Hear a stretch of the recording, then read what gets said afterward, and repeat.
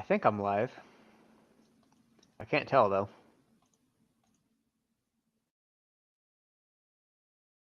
It looks like I am.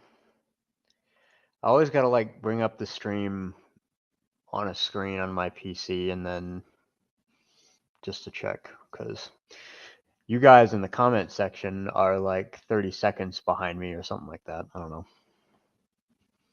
I'm tired, by the way, which is why I thought it was the perfect time to live stream.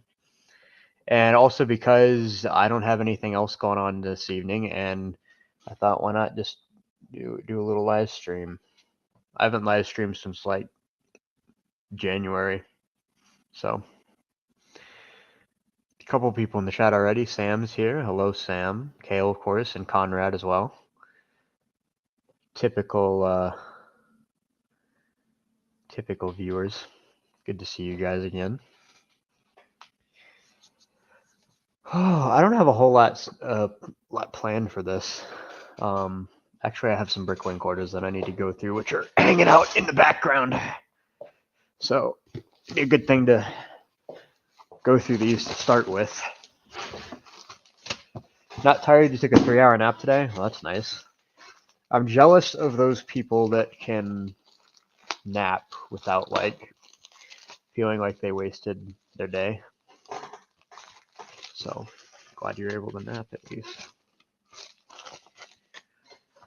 I did not have the chance to nap today.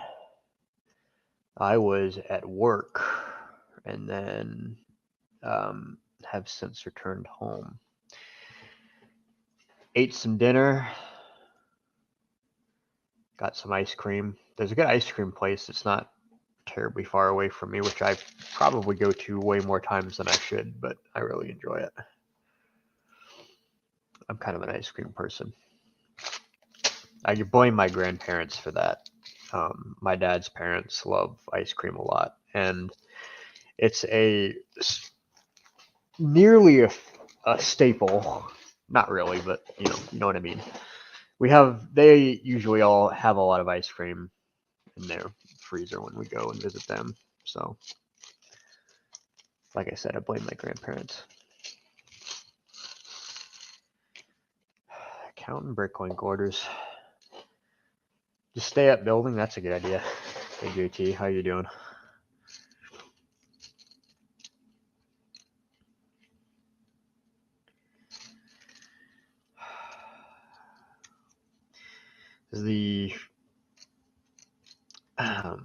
In the last several months, I haven't actually been interested in doing a lot of Lego stuff. So I don't have a whole lot of things that I can actually show off and like talk about that like I haven't done so already.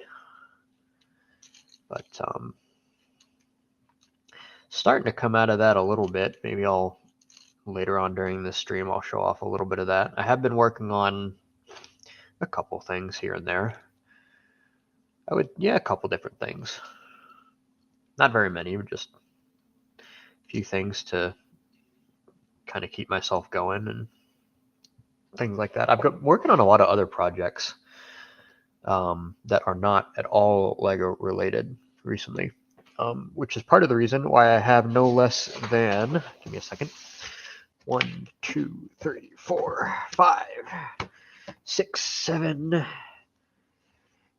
8, 9, a dozen or so railroad books around my computer right now because I've been working on research and compiling a lot of research into one place recently. So let me count these. 1, 2, 3, 4, 5. 1, 2, 3, 4, 5. All right, good. We got enough of those. Counting Bricklink orders because, well, for one thing, I want to make sure I get what I paid for. And but anyways, the Bricklink orders are for some freight cars that I decided to use take a little bit of my money and order parts for 3 freight cars. I did so on Monday, which was Memorial Day. It was just this past Monday. Did that, and as of today, I have 4 out of 5 of them, including the big one, which is in that box down there. So that'll be good. won't say what those freight cars are just yet. I'm sure I'll make a post about them and publish them in my normal fashion at some point here in the future. By the way, if I'm sounding very sniffly, I apologize. It is springtime here in Western Pennsylvania, and my allergies have kicked into overdrive. I was sneezing like mad on the car ride home. So, if anybody can guess the number of 1x3 plates in this bag, I'll give you a thumbs up.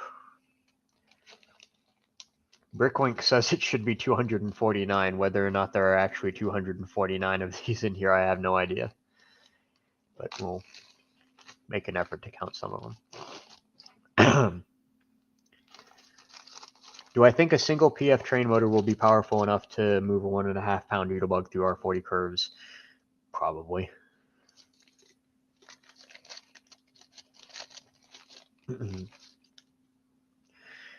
Looking for motivation to finish more projects. Well, here's your motivation. I'm streaming and it makes good background noise. There you go. My mom loves ice cream, has it almost every night. See, I cannot handle ice cream every night. I have been trying to watch my weight a little bit. I'm trying to at least be somewhat mindful of that. So I haven't been getting ice. Even still, I've probably been getting ice cream more than I should. It doesn't help that I have an ice cream place like 5 minutes down the road. So, and it has pretty good ice cream. My go-to there has been what they call an avalanche, which is basically just like a blizzard from Wendy's or something like that. It's basically just like your choice of topping mixed in with really good homemade vanilla ice cream, but I usually get Oreo in mine. I love an Oreo like blizzard. Very tasty. Sometimes I mix it up and get Reese's. I do love Reese's. Pardon me, I need to blow my nose.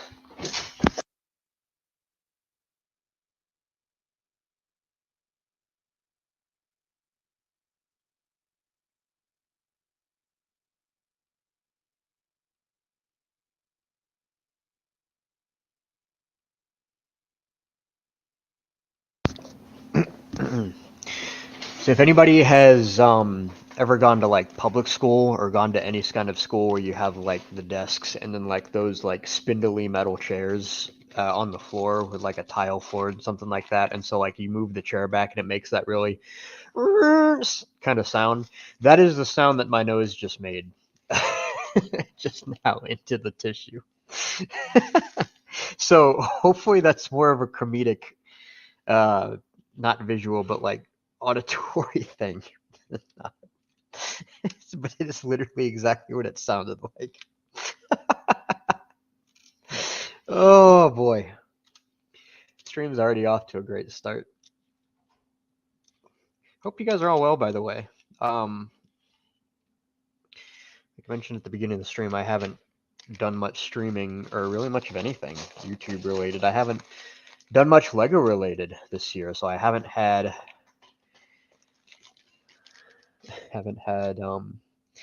much to upload. So I haven't actually gotten around to it. The last video that I posted was the footage from I'm pretty sure it was the trip to the Amherst train show. And that was earlier this January. So I actually do have a video edited and ready to upload of my trip to the East Broad Top in February for the Winter Spectacular. I do need to actually upload that video. I just haven't gotten around to it. I'm kind of like kind of behind the ball on it because like it's far enough away from it. Well, we're like far enough removed from that event now where like any video that I post of it is just not going to be worth it because like I'm not a professional videographer. I was literally there with my cell phone the whole day. And whatever you want to watch of the East Broad Top could be better viewed through somebody else's camera lens. So, but I might post it anyways. We'll see. I think I missed some other chats. Virtual train stuff's here. Evening to you, sir. Is the OP&E caboose finally in one piece again? Mostly. So in ordering these parts for these freight cars, I actually put in the last couple of orders that I need to get the last OP&E caboose parts, because I didn't actually gather them all up off the floor. So my OP&E caboose at the Timonium train show, which was the weekend after the Amherst show, which I did not take any video of that's worth uploading. The Sunday morning, I think it was, of that show, I had my OP&E caboose on the table and it just rolled right off, and it quite seriously shattered, but it is mostly back together again. I've got the two roof pieces on the desk. I actually ended up gluing part of the not the end sill. You don't have an end sill on a caboose, but like the ends of the end platform here, where like the pieces that the railings connect to. These guys. I actually ended up gluing some of those parts together just to make them easier and like not super finicky and things like that. So yeah, this is back together again. I obviously will need a new set of decals for it. But yeah, it's pretty close, which I'm glad about. I've had that sitting on my desk for a while. Big fan of Penlug. Glad to hear that. One of these days, Penlug will have a layout again. Cal and I have already had lengthy discussions about what we would like to do with the Penlug layout. Got a lot of really good ideas. It's the problem with that is that I no longer am 20 minutes away from Kale like I was when I was in college. 4 hours away. Which is fine. I feel like where I'm at right now is where I need to be. But as far as doing like Penlug Lego Club things in that capacity with large train layouts and such, it does not mean that I can often get out there and help out, especially now that I am working at Age of Steam, among other things. Sam is building a Reading E4A 080 Camelback. That sounds cool. The fact that you would choose an 080 Camelback is pretty awesome. I would enjoy seeing that model when you complete it. Best of luck on it. Can confirm Glenn is a good background noise. I don't know if that's a compliment or what, but Kale is building an Illinois Central engine while watching. By the way, guys, if you haven't already seen the announcement from Brick Model Railroader, Kale has written an article that was posted just yesterday, and it's worth going and reading. It's a cool little thing. So it ties into the Illinois Central engine that he's currently constructing at the moment. I have a small hand in it. I blew my nose again. I'm sorry, by the way.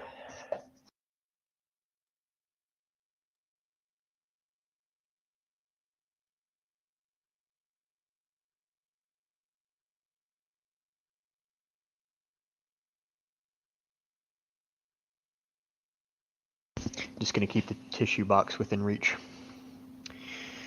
Tweetsie Railroad. Evening, Glenn. Recently went to Tweetsie, took your model of the East Tennessee and West North Carolina number 12, put it beside the wreath thing. The photos were legendary. That's awesome. I always love seeing the big and small photos, or big and small of a model or a prototype in one photo together. I think it's a fantastic way to take a photo.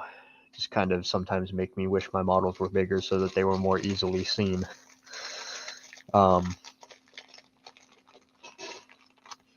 Need that noise on a sound card. I'm not putting the sound of a blowing nose on a sound card. It's a hilarious idea, though. Oh, goodness. My nose is taking us on a journey. Hopefully I'm actually muted at the time that I actually need to use the tissue. If I'm not, I apologize. Richard Gladders here. Howdy to you. Ryan Hayes, which next locomotive I'm working on? I don't really have one. I have locomotives in progress, but nothing that I'm super gung-ho about as far as things go that I've actually got built physically. I have 2 locomotives on my workbench right now, both of which have been in progress for quite some time. One of them needs a complete rethink as far as the connecting rods are concerned. But other than that, it's very, very close to being done. The difficult part of that engine, well, the engine is built basically, except for the rods. It's got the electronics in it, got a motor. It is literally ready to hit the rails, but I need to completely redesign the valve gear on it, which does take a lot of time. And like I said recently, I haven't been really into Lego projects, and that by extension is a Lego project. So I haven't been interested in devoting any part of my time to working on stuff like that. But as far as, I guess you could say, I've got those 2 engines in progress physically. I don't even want to think about the digital engines I have in progress because it's quite a lot. But recently, I have actually been working on a digital design for a new steam locomotive, which I might work on later tonight, but I'm not sure yet. I don't know how long I'm going to stream. I don't want to stream for forever, but we'll see. Like I said, I don't have much of a plan for this evening. So I don't have a better answer for you, Mr. Ryan Hayes. Thank you for the question. E4 is done in Rainbow Brick, so not easier to post any photos of it. I understand that. But at least you got the model of it. That in its own right is pretty cool. Why spend money on new parts when you've got 3 tote bins full of loose Lego bricks to go through? I get that, but I've got a tote bin about this big, about 2/3 of the way full with loose brick that I have not sorted yet. And the reason why I order new parts is because I want good quality parts and I want exactly what I need. Designing locomotives and cars in studio allows me to do that. I don't necessarily want to hunt through 2/3 of a tote bin full of parts to find what I need, and even still, I might not even have what I'm looking for at that point. But you know, that works for you. Go for it, man. I mean, you're building a Camelback. You're building a Reading Camelback in OAO. So I mean, like, that's already pretty cool. Just scroll down a little bit. How's Work at AOS going? Any plans to build more of their locomotives? Work at AOS is good. I am thoroughly continuing to enjoy my time there as a tour guide in a public-facing role. Gave a tour today, which went very well. This season, which started at the beginning of April, I have been, or since the season started rather, I have actually been giving on average 2 tours a day. Actually, I think today was the first or second day of this season that I have actually only given 1 tour. Usually they've got me on the 10 o'clock tour and the 2 o'clock tour, and it's a lot of fun. I make the joke that I'm lucky to have found a job that will actually pay me to talk about trains. So, and I'm certainly consider myself lucky in that regard. No, but it is a lot of fun. We got a lot of good events that to look forward to this year. We're the operating number 12 over the course of Father's Day weekend, which I will be there for that, which by extension means that I will not end up going to Brick World this year. I had really considered it, and I am kind of upset that this year is not actually going to work out for Brick World and me. They definitely need me at Age of Steam that weekend, though, because 2 of my other coworkers there will not be around to help out with that. And anytime that we're operating trains, it is pretty much all hands on deck. So they will definitely need me that weekend. And being in the position that I am, I'm a very valuable asset to the Roundhouse that weekend. So I am sad to miss Brick World. Some of my good friends will be there this year. But I am needed elsewhere, so that's where I'll be. So operating 12 over Father's Day weekend, which will be very nice. I'm not sure exactly what my role will be yet, but I know that for a fact that I will be used both Friday and Saturday. I'm taking a day off of my main job to go there on Friday, and then we'll run some trains, do some tours, and then do it all again on Saturday. That's something to look forward to. And we'll also be using 12 over the Steam to Victory for the Steam to Victory military event, which will be September 8th and 9th of this year. Which will, if you haven't been to Steam to Victory, you need to go to that. It is a lot of fun. 2-day event, military actors, historic tanks, vehicles, half tracks. Take rides in an M3 Stuart. Take rides in a half track. They put on a skirmish demonstration in the field across from the visitor center there at the Roundhouse. It's a lot of fun.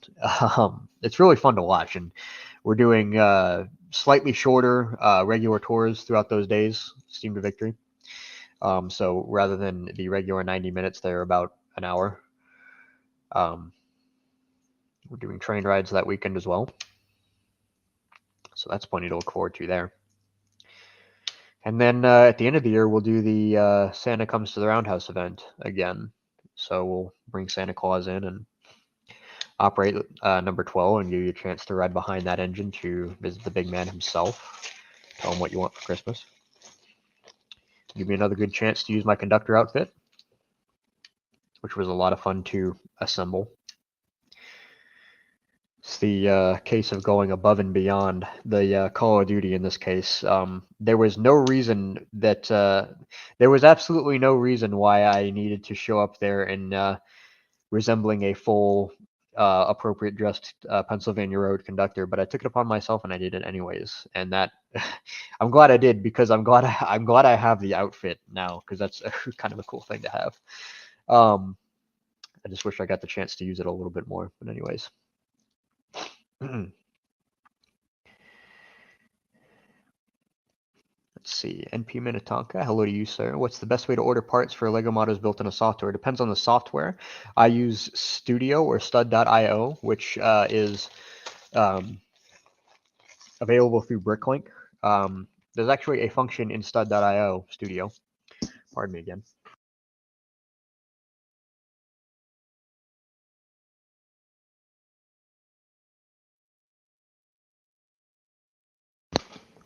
I wonder if I can surgically remove my nose. It'll make me have to. It can make me stop sneezing and needing to blow my nose. Anyways, so Studio actually has a function where you build a model. You can in the program you log in to your account on Bricklink, and then you can just through literally like a few clicks, you just upload a parts list to Bricklink. Set your quantities, set the condition color of the parts that you need, which I always set. I always tell it that I want new quality parts or new condition parts, and then it's very easy to use from there. You can go through it, and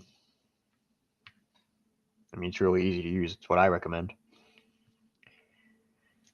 I don't know. I know you can do it sometimes. I don't know what capabilities Studio has of opening other software files.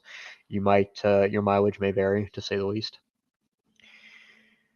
1, 2, 3, 4, 5, 6, 7, 8, 9, 10, 11, 12, 13, 14, 15, 16, 17, 18, 19, 20, 21, 22, 23, 24, 25, 26, 27, 28, 29, 30, 31, 32, 33, 45, 6, 7, 8, 9, 40, 1, 2, 3, 4, 5, 6, 7, 8. I might have miscounted. Also, I have to do math. 1, 2, 3, 4, 5, 6, 7, 8, 9, 10, 11, 12, 13, 14, 15, 16, 17, 18, 19, 20, 21, 22, 23, 4, 5, 6, 7, 8, 9, 30, 1, 2, 3, 4, 5, 6, 7, 8, 9, 40, 1, 2, 3, 4, 5, 6, 7, 8. 48 times 5 is 240. It's close enough. There you go. I don't design my stuff at all. I just build. There's nothing wrong with that. To be completely honest with you, I sometimes wish I could just go back to the simple days of just sitting down and constructing a model, but it hasn't been that easy for me in like a decade. Sometimes I miss the simplicity of I'll say the olden days for lack of a better word, but Glenn is a good tour guide, can confirm. Aw, shucks. I try to be. My My theory with guiding tours is so Age of Steam is like any museum really, but Age of Steam is a railroad museum, and so in any railroad museum you're going to get 10% foamers like myself or knowledgeable people knowledgeable in trains. I'm just going to use the blanket term foamers. You get 10% people that don't care, they don't want to be there, they were just drug along as part of a larger group, and you get about 80% of people who are there because they're at least halfway interested. And so it's interesting to try and give a tour that caters to all three of those major groups. There's probably an even finer way to break it down than what I've just described, but those are the biggest groups of people that you'll see come through the Roundhouse. So it's an interesting balance that you have to find, especially in a place like Age of Steam, which is very easy in a place like that. And for a person like me specifically to just become extremely detail oriented and just rattle off information, which is sometimes is what I do, but there's a way of choosing what you say, choosing a way to say it that can connect with generally 95 to 98% of the people that walk in the door. And it's a really interesting challenge to find that balance and find that mix of what works and what is able to connect with people while still being technical and being factual and accurate in your information and the way in which you present it. I have been guiding tours here. This is my third year of doing it. I started guiding my own tours in 2021. Since then, I've developed a pretty typical routine, I guess I'll say, program. I mean, I can get up there and give 98% of the same tour every time, which is a good thing. It's a bad thing. Like I have a lot of it. There's a lot of information to tell. I end up going very quickly through large parts of my tours and kind of moving through it at a pretty decent pace. But at the same time, a lot of that is to keep at people's attention because you've probably been on a tour before where there's a guy that just kind of drones on. You're just very like and I mean, no matter who you are, even if you're interested in what you're learning about, it's something like that is not going to keep your attention. Lost my train of thought. I'm trying to multitask, which is not what I should do, but it's a live stream.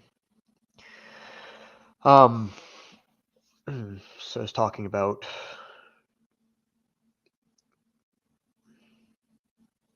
I completely lost my train of thought. But anyways, yeah. Interesting way of finding what works to reach people. My goal for my tours, which I've kind of self-adopted, is to educate, inspire, entertain. Most kind of in that order. Educate. I want people to learn something. Got to learn something on a tour. If you didn't learn anything, what's the point? So you got to learn something. It's the point of the educate. Inspire. I want people to become excited about what they're seeing. There's a lot of history in Age of Steam, specifically. I mean, there's a lot of history anywhere. You can find it. You can find history anywhere. But in Age of Steam specifically, Age of Steam is one of the most interesting and most varied locomotive collections in the entire United States. The amount of railroad history in that 18 stall roundhouse, in just the collection alone, not even talking about the roundhouse itself, just these specific locomotives is just absolutely just mind-blowing. There's so much in those 23 steam locomotives, 22. There's so much there. So you got to inspire people. You have to, I forget exactly what it is, but there's like this like the staircase graph. So it's like at the bottom is like you don't care. Next layer is like you care a little bit. Third layer is you're interesting. Next, you're interested, and next is like I'm really interested. I want to do more. And then the top layer is I am doing more. And I guess even at that same layer, or like the very top layer, is like I'm getting other people interested. The goal is to always move somebody from one step to the next. Like if they're not interested, the goal is to get them interested. If they're already interested, you want to get them excited. If they're excited, you want to get them excited enough to do something about it. And if they're already there, you want to get them to follow through. I forget what the name. Learned all this in training. Some of the people at Age of Steam did a great job putting that kind of stuff together. But there's a whole theory about this. It's not just going and talking about trains. It's like there's a way in which you have to present the information to somebody, and a way in which that you have to get them interested in this is, without saying it exactly like this, you're basically telling random people, this is why you should care about what we're looking at. Here are the reasons. Here's some interesting stories. Here's facts. Here's information. Here's how you can connect to it. There's a whole theory behind it. And so my tours end up being very, very similar one to the next. But I mean, until Age of Steam completely changes their collection drastically, I mean, that's what we have to work with. But anyways, guiding towards that Age of Steam is a lot of fun. Working Age of Steam in general is a lot of fun.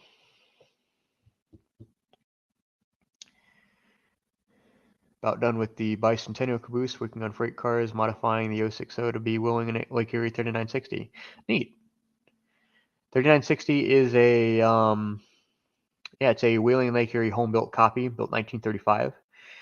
Brewster, Ohio, which is, if you're standing on Age of Steam property, you walk onto the Genesee and Wyoming tracks and walk all the way north, you wind up in Brewster. Yeah, it'd be cool. It is a USRA copy, as far as I understand. Glendamort.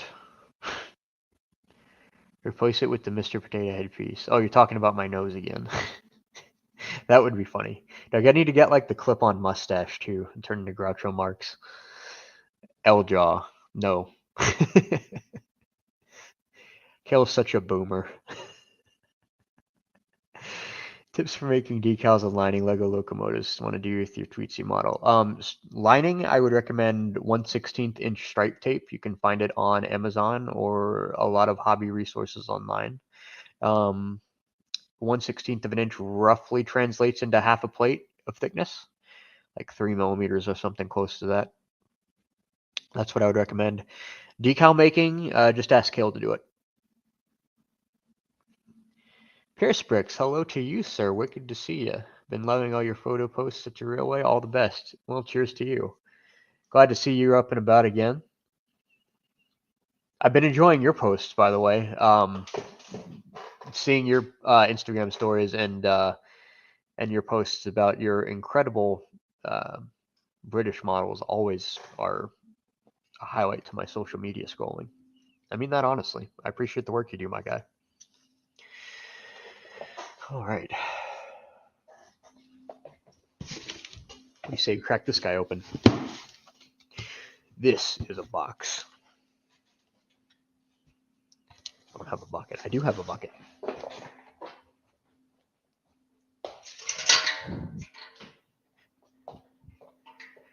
This is a bucket.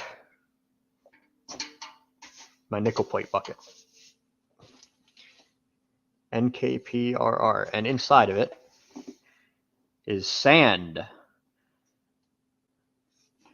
It's sand from the sand dome on nickel plate 763, which I scooped out myself, not using the bucket. I used a cheese ball container. I climbed up there middle of last year, and there wasn't very much sand in it, but I got some sand out of it. And if you want to know what I did with some of that sand, go watch my video on my nickel plate 763 model.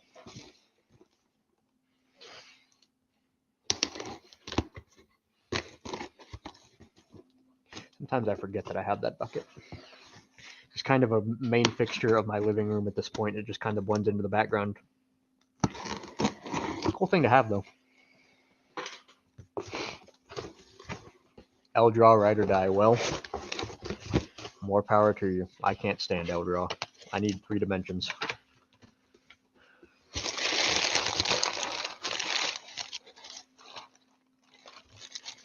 Interesting way of sending Lego.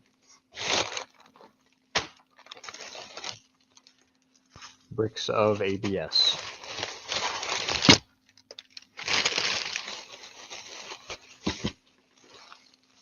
could have fit this in a bubble mailer. I don't want to hear it.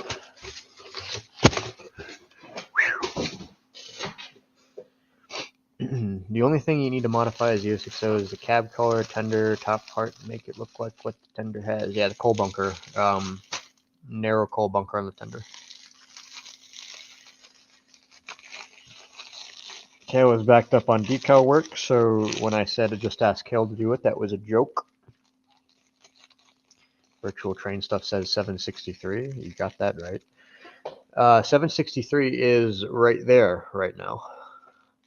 It's on my display track on top of my kitchen island. It's as good a place as any to put a nice finished steam locomotive model.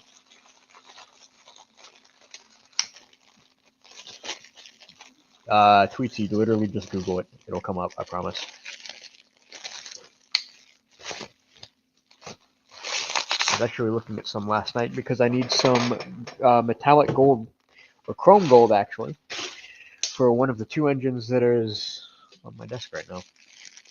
I need a number of other things too. If you've got a good paint match for Lego Reddish Brown, let me know. I'd love to, I need one.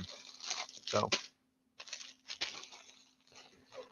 27 Speed Champions cars is 4. Can I relate at all? I cannot, to be straight facts with you. I do have a couple Speed Champions. I think I have one.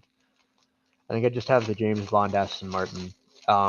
In the larger of the two, the large set, and then the Speed Champions one. I actually got the Speed Champions one as a Christmas gift from one of my friends last year, which was very nice of him to send. He doesn't watch my YouTube videos. My friend from college, Dan, if you ever happen to watch this, I appreciate that gift. I'm sure I've already told you now. If I haven't, need to get in the game together.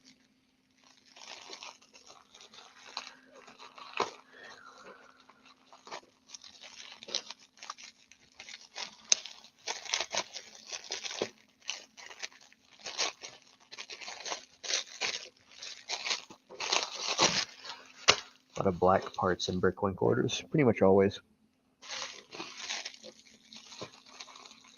Gorgeous locomotive and model, super jealous. There's not a whole lot to be jealous about because that model of 763 was a bear to create, to be honest with you. I have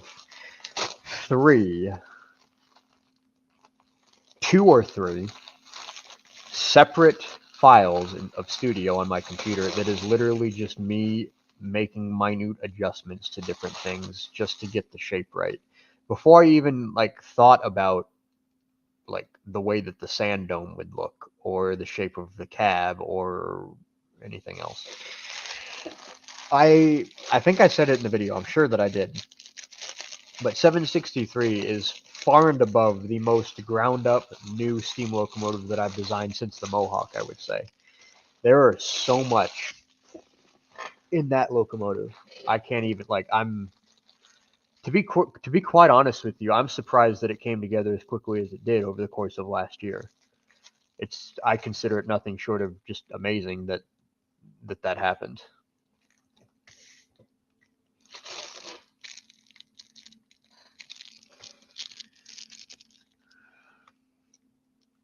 You just built the 1970 Dom's Charger. Oh, nice.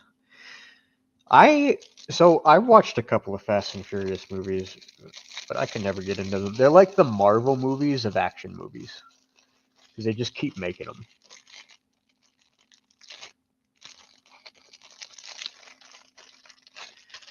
I don't care for Marvel movies. I've only seen a handful of those, including the first Hulk, which I believe is the one with Edward Norton.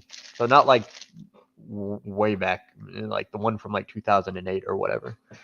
I believe it was Edward Norton. I saw that. I saw the original Iron Man. I saw Guardians of the Galaxy. I actually saw that one in theaters. That was actually a good one. I enjoyed that. Then I remember seeing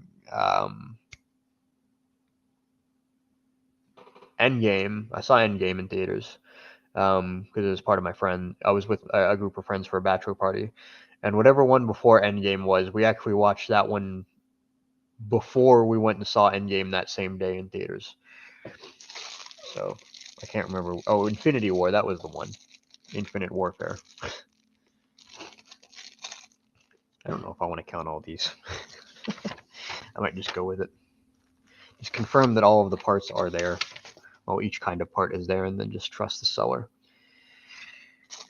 I wouldn't always recommend doing that. I'm just really lazy right now, and a lot of these parts I already have in large numbers, so I'm not going to worry too much about it, to be honest. But anyways. Still to this day, can't even begin to know where to start. The Burke is your favorite American steam locomotive. Would die to build one remotely close to yours. Well, I hope you are able to figure it out. I will say that I don't think I will ever sell that locomotive. So the Mohawk at Brickmania was modified from the version that I delivered to Brickmania to sell. Dan told me on a couple of occasions he was, well, on one occasion mainly, he was actually considering, well, I guess since it's like water under the bridge, I don't think that he would mind me saying this. But Dan actually told me before that set was delivered to its customers, he was considering just scrapping the project and refunding the customers because of how finicky the Mohawk was. There's a couple of reasons for that. Because the way that I designed that locomotive, it was designed to be somewhat able to be disassembled. I specifically did not build it the way that he modified it to be, because I wanted the end user to be able to take it apart if they ever wanted or needed to do maintenance on the motors or what have you. And those changes were made. I was not aware of them. To be straight honest, I don't necessarily mind that those changes were made if it makes the difference between delivering the product and not. I'm okay with some of those changes being made. I mean, I was able to build mine, the kit version, and I still have it. I haven't used it, but it's not. But the reasons why I haven't used it are not related to the fact that it's not identical to what I delivered.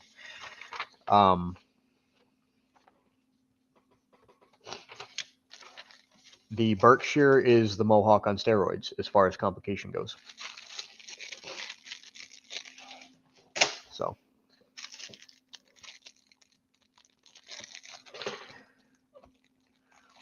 I appreciate your interest in the model. And I understand that you were not necessarily asking, hey, can I have instructions? But it's just a matter of to provide some more context. But I genuinely hope that you can figure it out for yourself.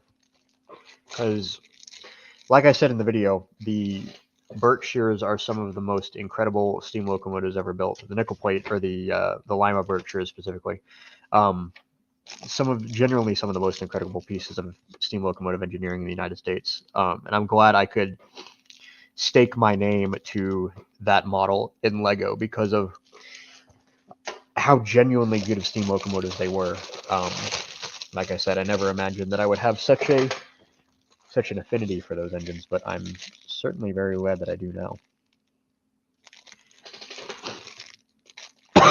Excuse me.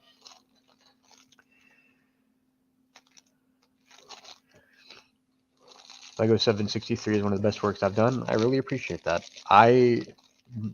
Like I've kind of been saying, I really put my heart and soul into that engine.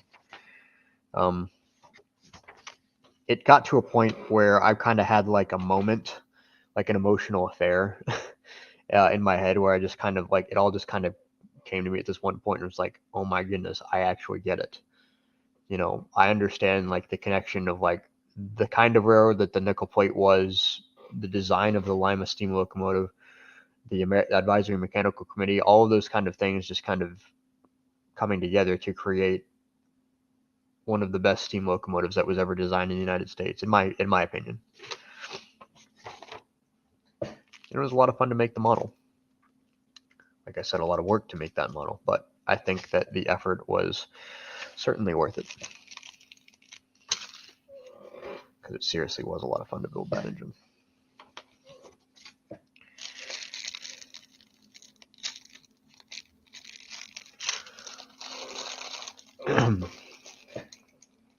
Conrad is generally not a Marvel fan either, but the Across the Spider-Verse movie was one of the best films you've ever seen. Incredible experience. Neat.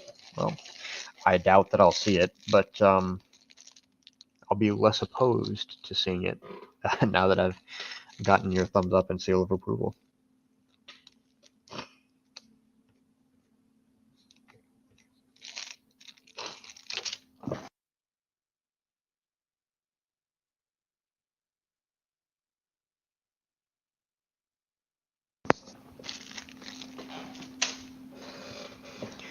Hi everyone from Australia, Lucy, and hello to you, sir. Hope you enjoy the stream. Gonna Dornier Dio 335 fastest piston engine fighter of World War II. That sounds neat. I'm not an aircraft or aviation guy by any means, really, but other than just a passing interest in enough to buy those, and a Spirit of St. Louis, which is down there, and a Corsair, which is down there somewhere as well. But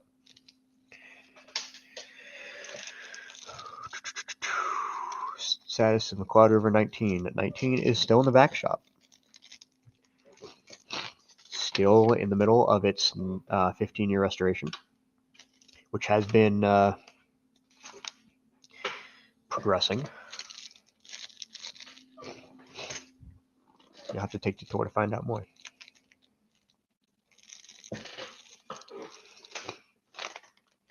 No, but it's in fine shape. They're doing a lot of work on that engine. A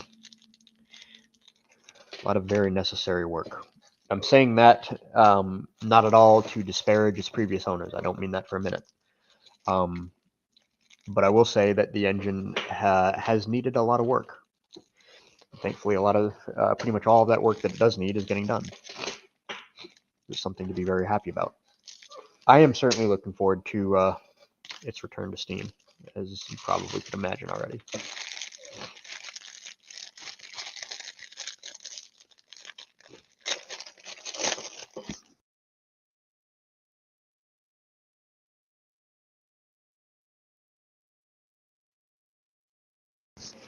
Again, I apologize for that.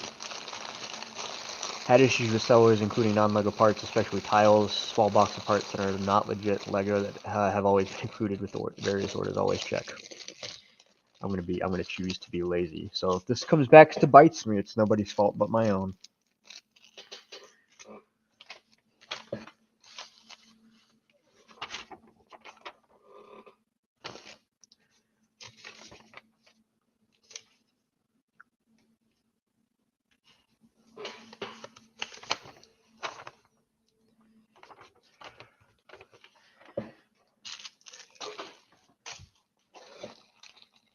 Won't intentionally buy non-LEGO parts. Use the ones you already have.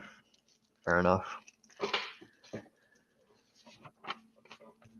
I use non-LEGO parts in the forms of brick arms, brick forge, Studley trains. That's pretty much it.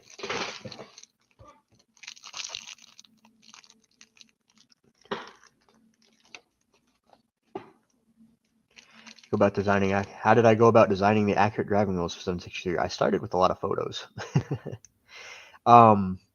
Being able to walk right up to 763 in real life and take photos of it that close if I needed to was probably the biggest and most advantageous thing that I could do.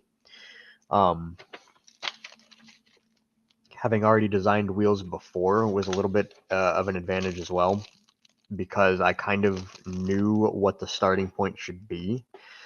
The way that I designed them in Inventor was basically setting the running diameter of the wheel, putting an angle on that to make a tapered tire, which is prototypical and also better. Then I did a sketch of the spoke pattern with the axle hole and the pin hole, extruded all of that, if I'm remembering right, Then I detailed the counterweight, made sure that the spokes were in the right position. I put 1,000,000 fillets on them to make the surfaces all, and makes the corners all rounded. Put the flange on, put the back ring on to keep the wheel, to keep the wheel slightly spaced out from the Technic axle. A lot of trial, error, and failure got to that point, but that is probably the best way I could describe it in a nutshell, essentially. I will say, though, that I did not have to redesign those wheels. They worked pretty well the first time, so I'm very happy about that. I did have to redesign some valve gear parts to make those work the first time. Well, not the first time, but make those work at all.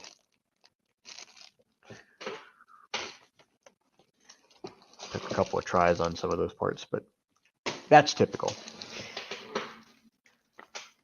Very typical to need to do more than one attempt at a certain piece.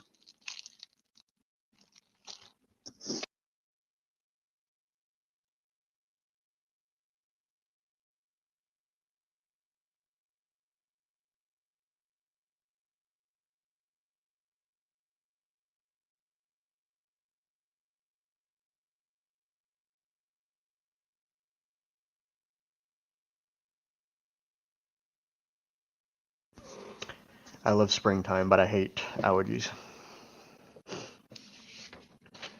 Looking for stripe tape. What specific style are you looking for? Graphic art tape, I guess. I would say decal tape, if the option is there, and often it will be. Striping tape is often what it comes up as. Something like that. Do I prefer 3D printing or injection molded? For what? Usually injection molded. It's very hard to beat, but it's not practical for everything. Wheels and rods specifically, so I pretty much always 3D print those, except in some cases where I'm able to use a Big Ben injection molded driver, I certainly will.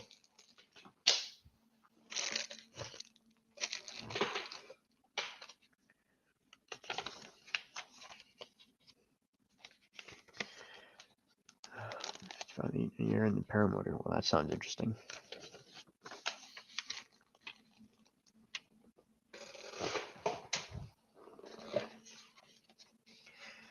Well, both have their place. For injection molded parts personally, not cost effective for everything. Indeed. Getting the KD Knuckle adapter boxes injection molded was quite a time. I'm glad we did that.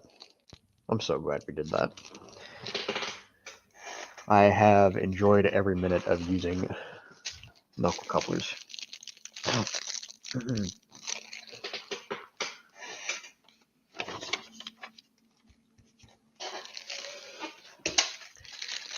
Not that there's necessarily anything wrong with magnets. I still use those on steam locomotives for drawbars, and primarily. I don't really use them in any other place now, but I've got plenty of them now, for sure.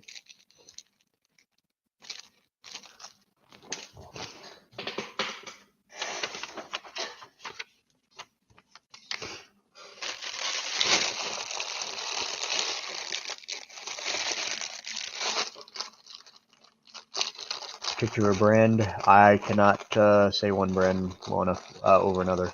I forget what the brand is that I use, so I apologize for that. Using Studley Trains' neodymium magnetic couplers, yes, those are great. They are stronger than Lego.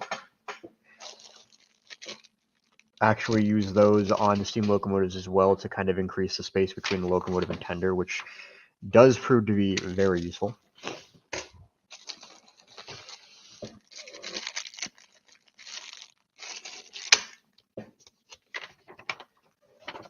Okay, these are great. Still use magnets, but love the look of the knuckles.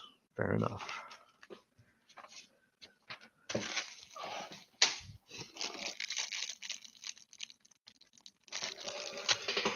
One of the things that I do not enjoy about some Bricklink sellers is that they just put parts into bags and call it a day.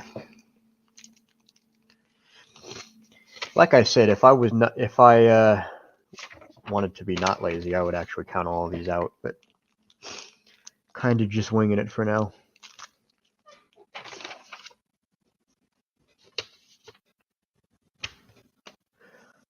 Thoughts on circuit cubes? Haven't used them. They seem interesting. They sound like coffee grinders though, which annoys me. Knuckle couplers are good, but here no one really uses them. Magnets are still the standard. Well, that sounds like a them problem. I'm kidding. You can do whatever you want. I don't care.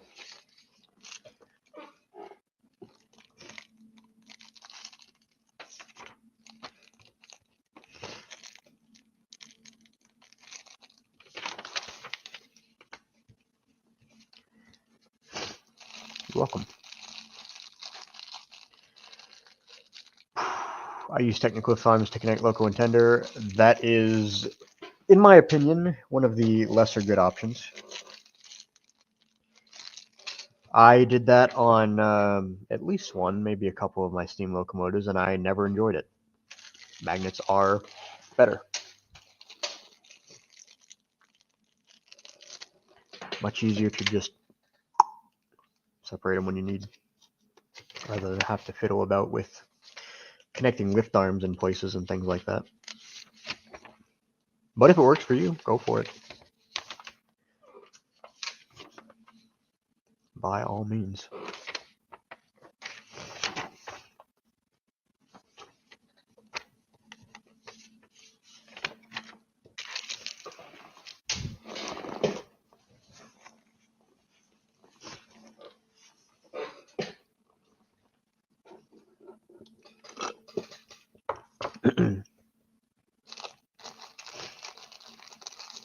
Smokebox Graphics makes awesome reflective tape, pre-cut long strips, or one sheet for model trains.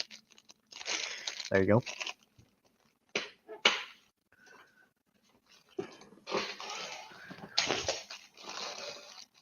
Love circuit cubes let you motorize a narrow gauge Class B 04 reporter. Neat. Yeah, they do have good uses. Just, I haven't needed them yet, and I have never been a fan of Bluetooth control. Maybe that will change someday.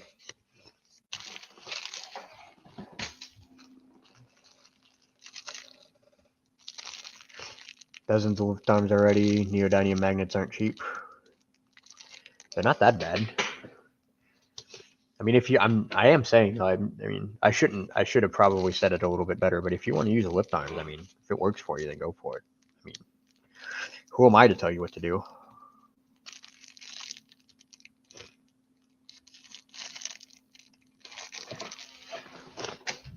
I just like magnets.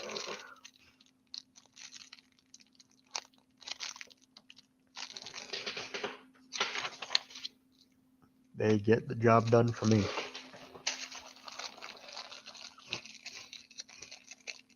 Thoughts on Kada bricks motors? Tempted to switch them from circuit cubes? I have no idea what you're talking about.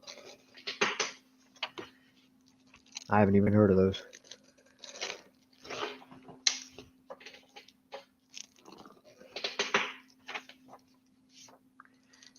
So I cannot form an opinion on them.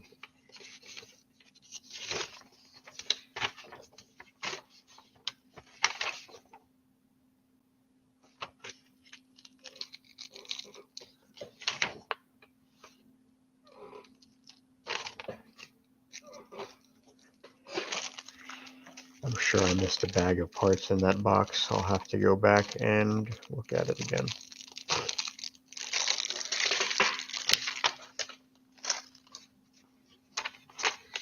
The sorting might be extremely, well, terrible. But it looks like all the parts are here as far as I can see so far.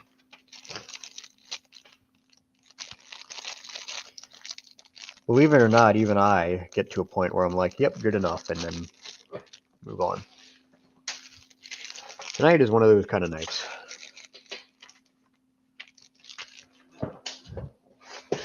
Where's the bag I missed?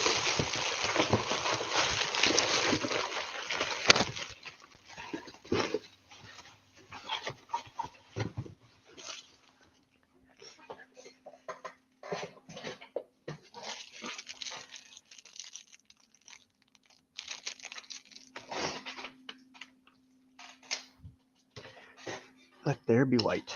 At least some of it, anyways.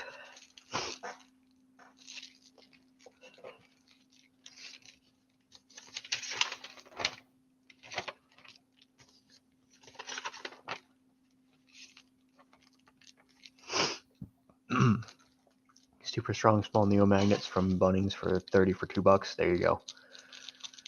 Kata is a Chinese brand. Sell PF Cologne items. Okay, never used them.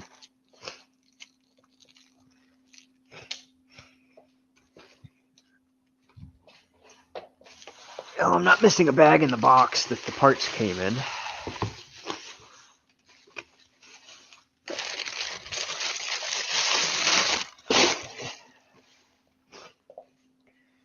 Here's the thing. I've actually double bought parts for the one of the 3 cars that I just bought parts for, because I tried to build one of those, the same car earlier, and then I had decided that I had to redesign part of it to make it more well suited for decals. So I've got a lot of those extra parts over here. And so I think I'm okay with what I have. I think I'm willing to call it good enough.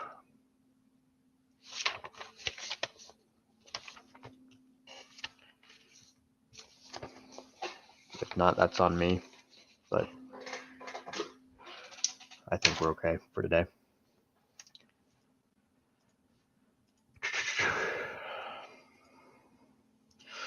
Always remember to submit feedback on Bricklink.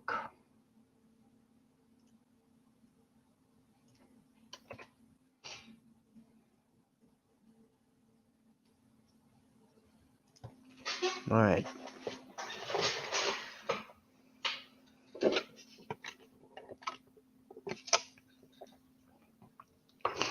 Lego compatible motors. You guys are just getting into stuff that I have no idea about.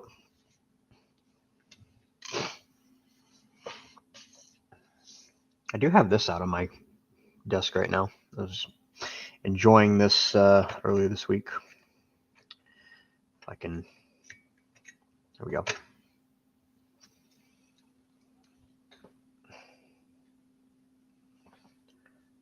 It's my Cotton Belt Atlantic in brass, HO brass. I've got 2 of these actually. This is the unpainted one.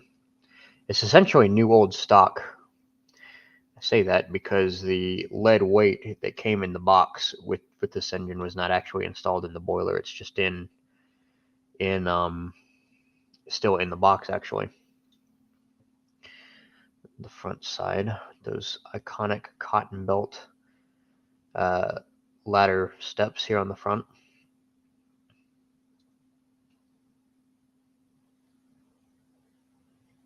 And your rear side.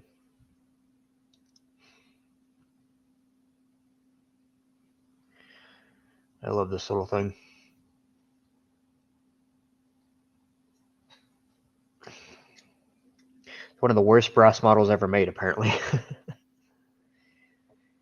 The guys who made this engine were not around for very long. Far East Distributors, and yeah, they did not hang around for very long, but they were around long enough to make one of these, and they made quite a few of them.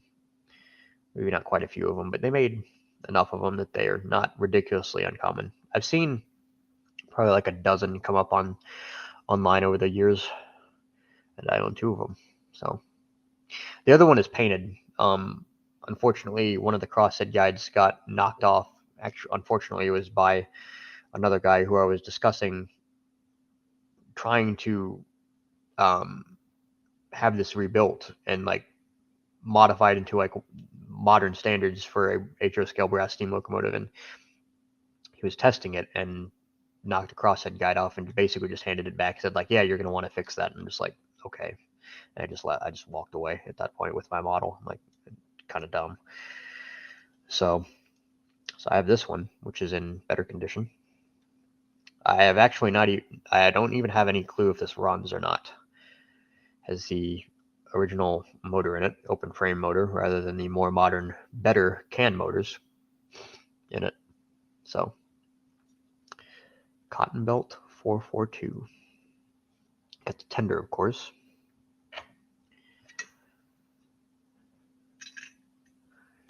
The oil tender. So Cotton Belt had 6 of these, 600 to 605. 603 actually was never converted to burn oil. It was a coal burner for all of its life. As such, it was scrapped first in 1933. The rest of them were converted to burn oil. You can see the large bunker.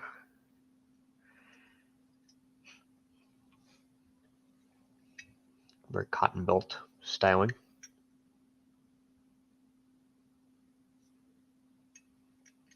Maybe one day I'll get this finished and modified to, or updated to modern locomotive standards, but maybe that's a long ways off. Already been streaming for a whole hour. How about that? Have some brass models in need of minor repair. When I figure that out, pass the info along. We'll likely need to fabricate some parts. I don't even want to get into that. I just have somebody do it for me, to be honest with you.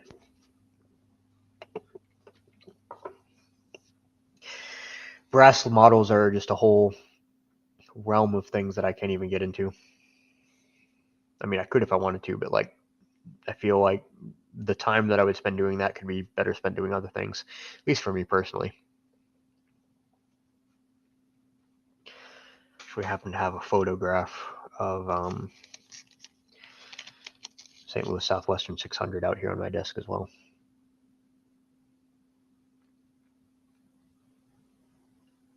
I don't know. This was East St. Louis, Illinois, apparently, according to the back of the photograph.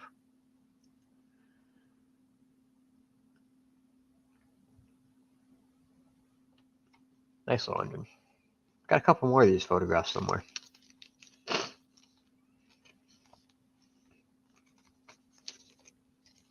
I've never seen a photo of 603 though. It was retired so early on, nobody was able to get a good photograph of it.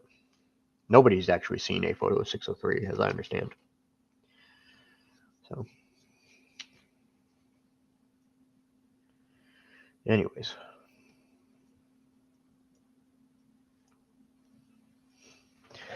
Oh, how are you guys doing?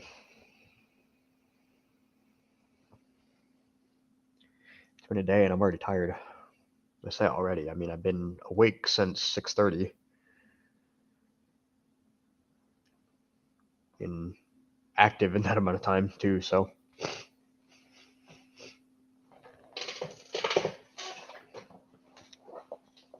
My desk over here is extremely messy. 2 steam locomotives, 3 freight cars. 2 of those are finished. Actually, 2 of them are my Gray Ridge freight cars, the flat car and the gondola. Got another unfinished freight car over here, the Opini caboose, which I already showed, and then the 2 steam locomotives, which I mentioned already.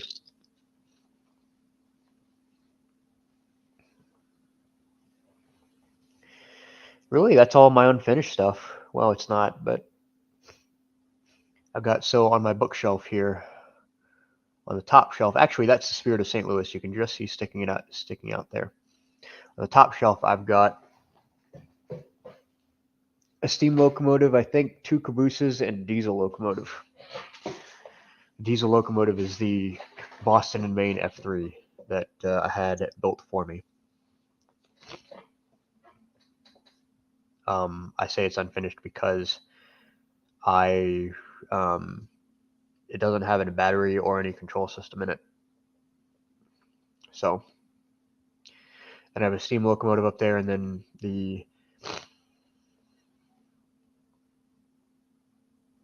I have a caboose to match that locomotive, and then I have the original version of the New York Century caboose that Cale built me back before the Mohawk came out. Got that up there too, and I don't know what to do with that yet. I don't want to disassemble it, but I don't really have much of a use for it either, so I'm kind of torn on what to do with it. We'll see. Love Atlantics, and the Cotton Belt is a cool 442. Dadgum right it is. Finished wiring up your grandfather's post-war Lionel stuff. That sounds cool. Had to finish building stuff for Chicago, then do some printing on those builds. It's important stuff to do. I hope you guys have fun in Brickworld, by the way. Sounds like it'd be a fun time. Finishing up your custom L4 Mohawk. That sounds cool. L4 is with the last of the Mohawks. L4Bs, I think, were the final class of Mohawks. Yeah, Tony Sava F3. I purchased the instructions from Tony, and then had a friend named Dawson. He actually built the model for me, and then I paid him to do it. I paid him for his time and paid him for the parts. So, and he also did the decaling and lining and everything like that on it, and did a fantastic job on it. Let me get it out. I'm pretty sure I've showed this off on stream before. But I say it's unfinished because, like I said, it doesn't have any sort of control system in it. So this is it. Boston Main F3, Tony Sava design, uses 2 train motors, upgraded to Katie Knuckles. Dawson really did a fantastic job on the assembly of this locomotive. Fantastic job on the decaling and lining as well. It's just immaculate. I'm so happy to have this. I'm working on a diesel of my own. It is nowhere near ready yet, but I'm actually trying to blaze my own trail on some parts of it. So, and while I definitely would like to have it completed because it would pair well with one of my steam locomotives, it's not first priority at all right now. So it's in studio, sitting unfinished, purgatory, if you will. Just not graveyard, but just kind of a purgatory of started but unfinished projects. It's basically all studio is for me. It's like the desk, my desk over here. It's just digital. I can fit a lot more on it that way.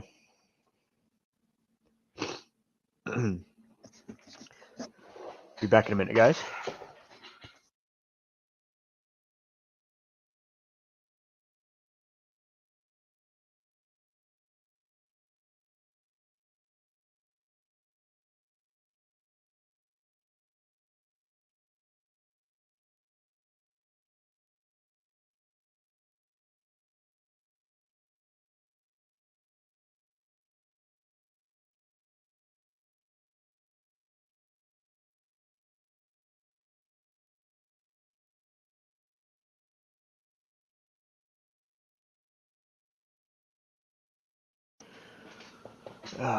Gotta go. Might be back though. All right. Well, have fun. Maybe I'll see you again. Maybe I won't. Thanks for watching, Sam. Man, I wish I could be at Brickworld. I hear you. Someone has built a VR B class using that same nose and cab design. I believe I know the one you're talking about. 3 phases of the ONR Northlander from 1977. Swiss Trans Europa Express with FP7, the cat powered. I only understood part of that, but it sounds interesting. Sounds cool though. Oh boy. I was considering doing some work in studio, but I don't think I'm going to actually do it right now because I don't need to do it right now. But that also means that I don't have very much in the way of content that I could provide to my wonderful viewers short of just conversation. So great 35 years of regional passenger railroading. What not to love?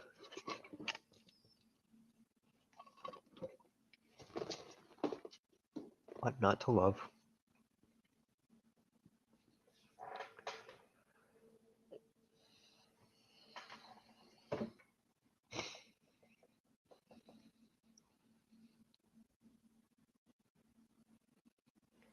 By the way, if you guys ever get the chance,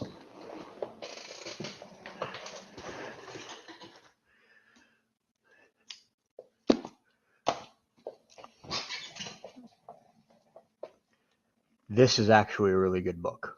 If any of you watch Heiss, or Mark Huber, his YouTube channel is Heiss. Highly recommended, by the way. Heiss is a part-time employee of the Colorado Railroad Museum out in Golden. And if you know anything about Colorado, you know that they love 3-foot gauge steam locomotives and railroading. This book was written by Gilbert A. Lathrop,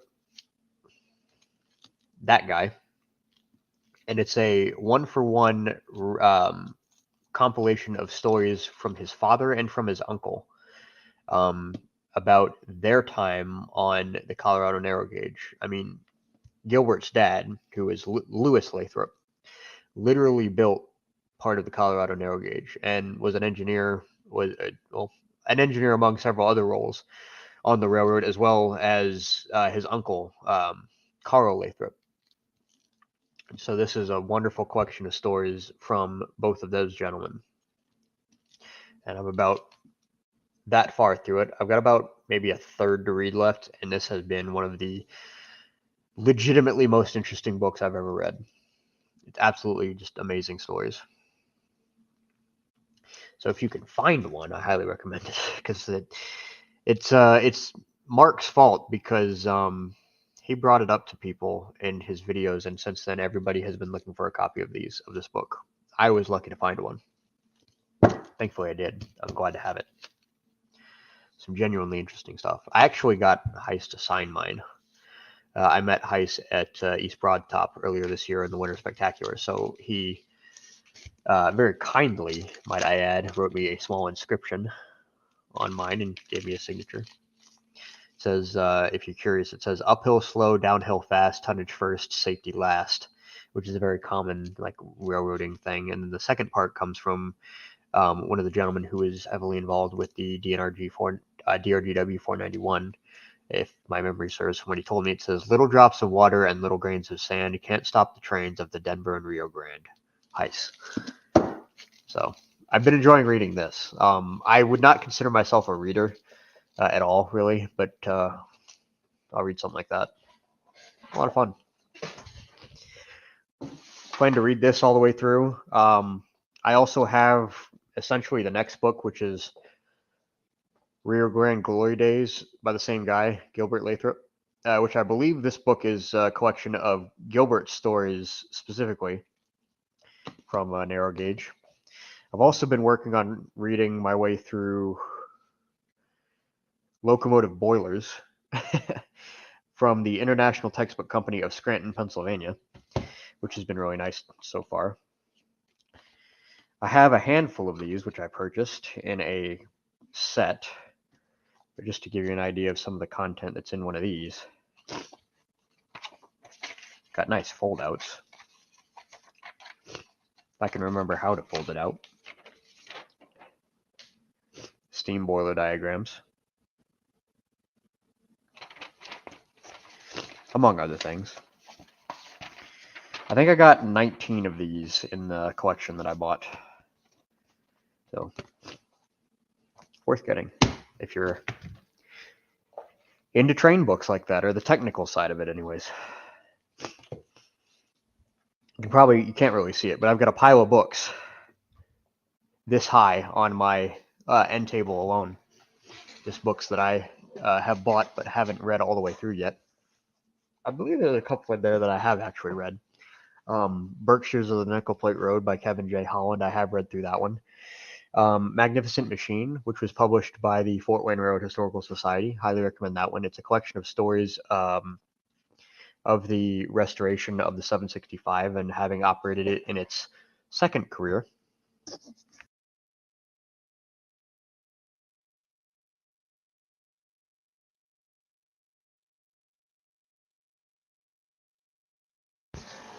Both of those are very good stories. They're very good books. A couple over there that I'm probably forgetting about.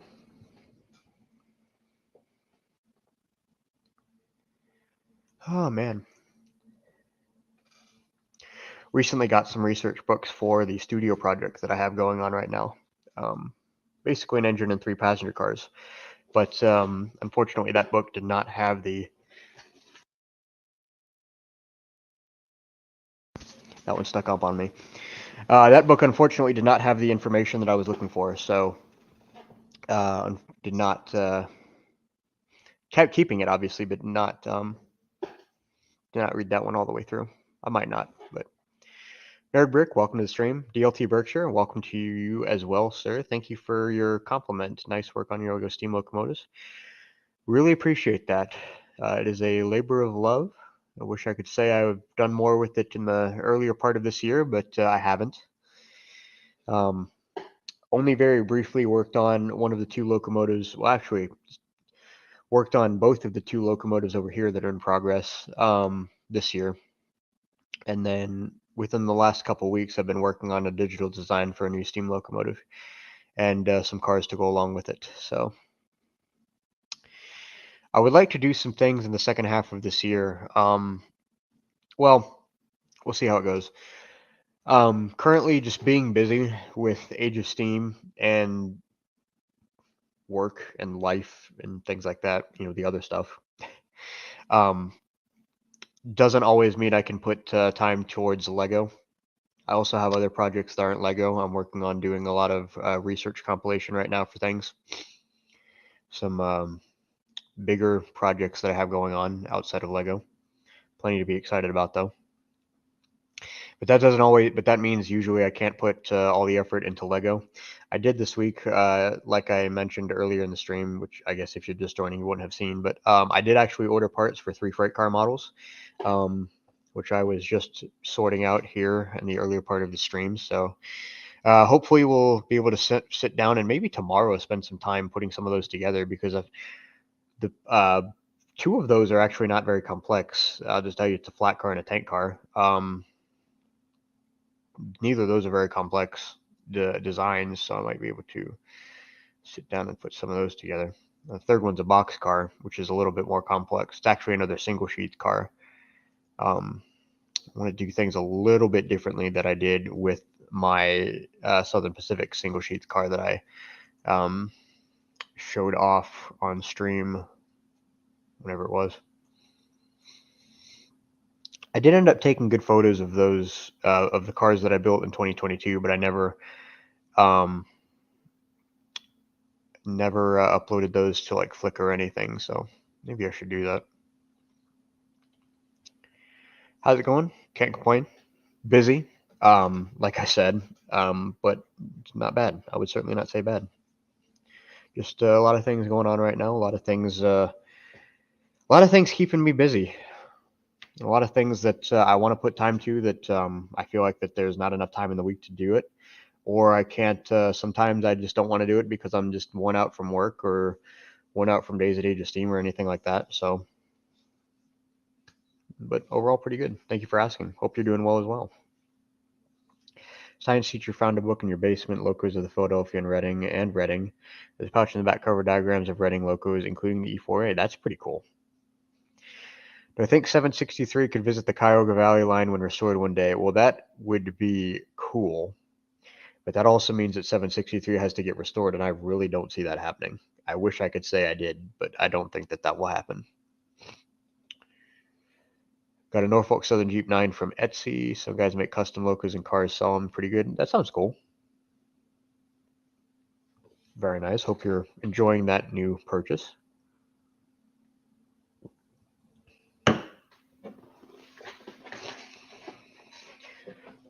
Most of the stuff that I've purchased recently, or a lot of it anyways, has not been super train related. Actually bought a hat rack a couple weeks ago.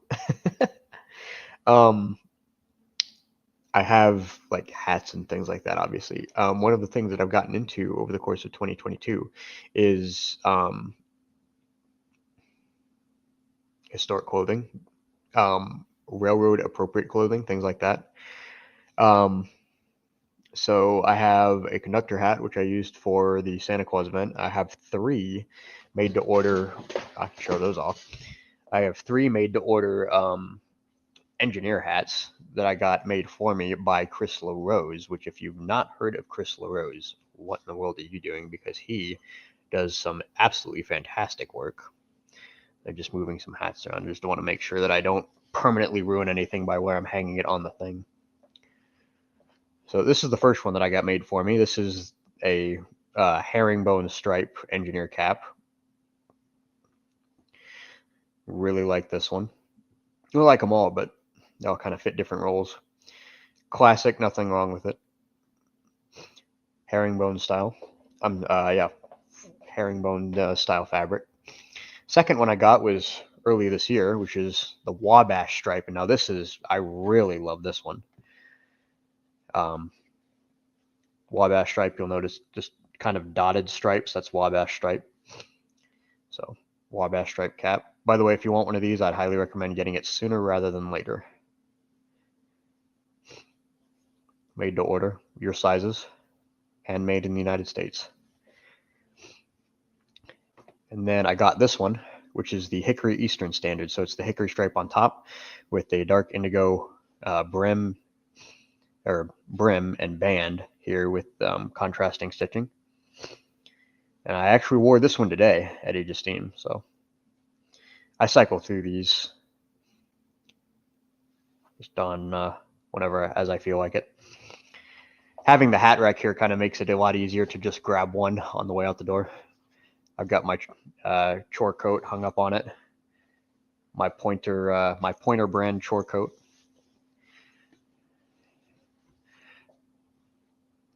And any railroader has got to have casual wear, so I bought a hat too. I haven't actually worn that out yet, but bought a nice vintage Indiana Jones style fedora. Not actually Indiana Jones style, but very close to it. Do I think a restoration of Grand Trunk 6325 is possible? I think it's possible. I don't know if I would say it's likely, but anything can happen. I think the bigger question is that if they were going to do it, what would they do with it? That's not a question, but neither of those are the questions that I can answer in full. Have I thought of building Santa Fe 2926? Made her public debut last month and will hit BNSF track soon. I have not. Actually, Chris Stone has made a pretty good model of 2926 already. Even to the point that I would love to have a Big Northern like that, but I think I might want to do a different Big Northern if I was going to have one. I do want a few Northerns though, as far as a model that I would build go. Considered building a Baldwin Shark Nose, and I can't say that I have. It's a neat looking diesel locomotive, but I don't think that one is for me. Consider doing a Lego model of the Nickel Plate 190 that's now at Steamtown. I would like to have a PA at some point, and I think it might be a Nickel Plate PA if I was going to have to choose. I do like the Alco PA a lot. I like the Nickel Plate. Do 60 through 25. Model of 60 through 25 would be cool. Definitely would be cool. That one would require a lot of work. I mean, new wheel designs as well. I'd have to design brand new box section spoke driving wheels. Say if they do restore it, they could run it for the Steam in the Valley. They could. There are a lot of things that would need to fall into place to do it, but you are correct. It could happen. But I would not say it's likely.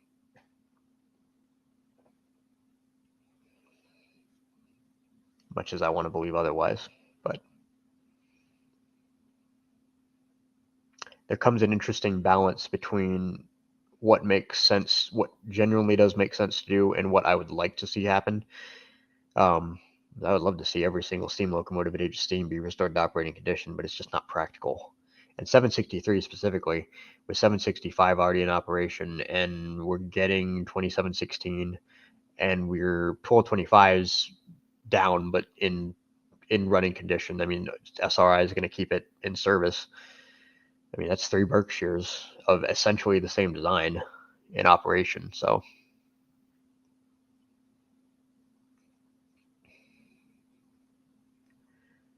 Cube MZ saying we were just throwing.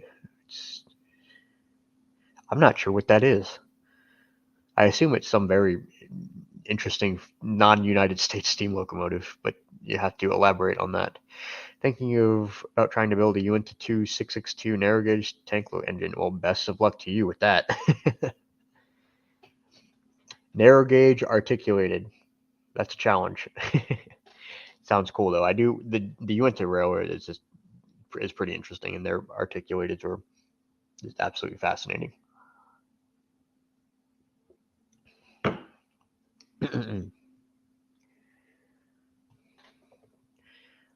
Real challenge Lego rendition of the BNSF Santa Claus special for the 1995 Pentrex's production of Christmas Tree.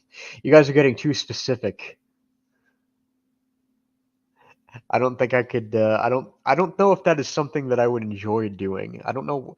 I don't think I would get much enjoyment out of doing that. So I'll leave that one for somebody else.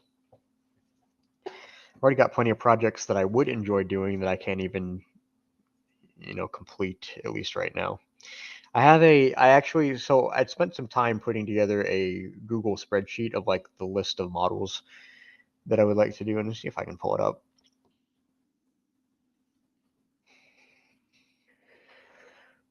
So, as far as things that I don't actually have physically started yet,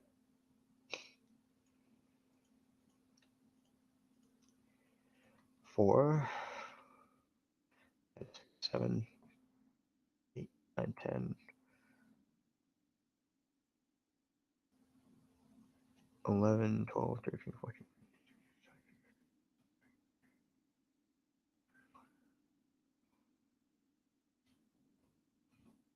I just redid this. Hold on, let me get a better count. 1, 2, 3, 4, 5, 6.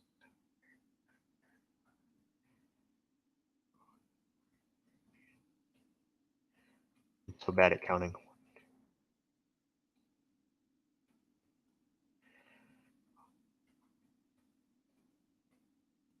18 steam locomotives.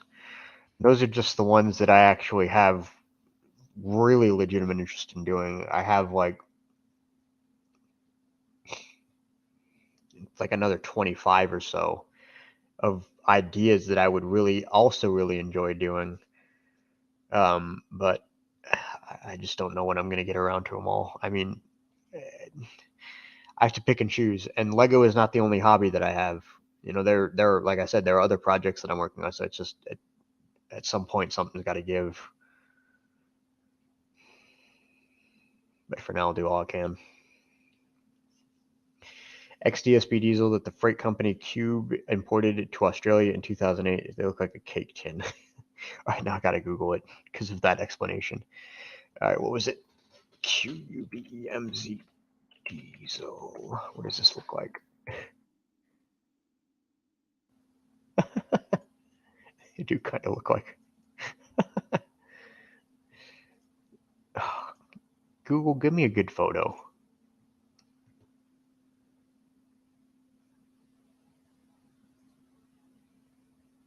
Present. How do I do this? Share screen. Your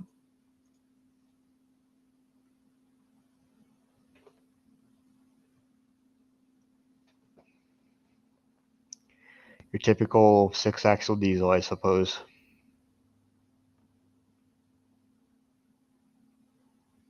It's not for me, but it's interesting.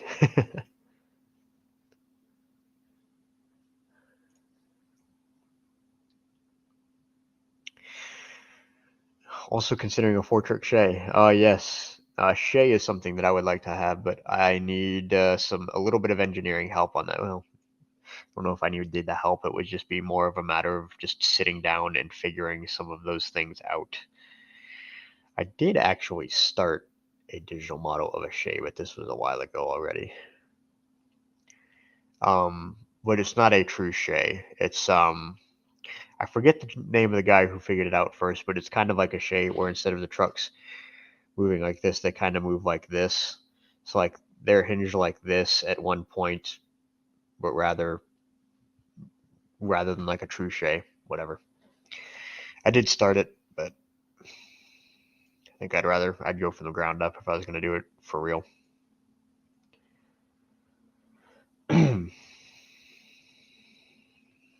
Let's see. 819 is on the long list, unfortunately. It is not on the short list right now. I did mention that I have some Northerns that I'd like to build. 819 is one of those ones that I would really enjoy having. I don't know when I'm going to get to it, unfortunately. I have another Cotton Belt locomotive that I would like to build before that. Reading Northern celebrating its 40th anniversary this year. Any ideas with Steam like 2102? Assuming you're building you mean building a model? I do not know if I need a model of a T1 right now. I would like to have a model of a T1 eventually, but I don't know if I'm going to. It's definitely not on the short list, I can tell you that much. Even the short list is probably a little too long at this point, so maybe I need to refine it again. MZ is actually banned from entering the state of Victoria. They can only hang around Sydney and southern New South Wales. Well, how about that? Reminds me of the electric locomotives on the New York Central, or the Pennsy locomotives on the Pennsy, running east of Harrisburg. And the New York Central locomotives, the electrics on the NYC taking over for like the 20th Century Limited once you got it like close enough to New York City. ONR 462701, dark green and black with yellow stripe. All right, I'm going to Google that. I feel like I Googled this before. I did Google this before. That's a sharp engine. Smoke deflectors, things like that. It would be cool. It's not for me, though.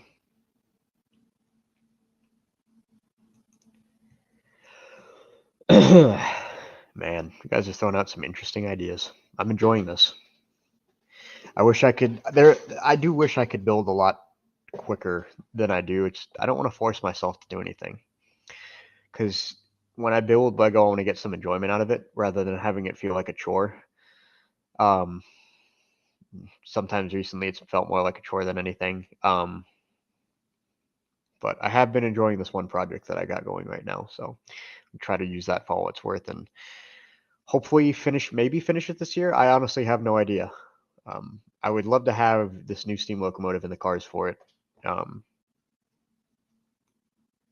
some point. So we'll see. Pacific National 90 class, just an SC60 and an Australian body.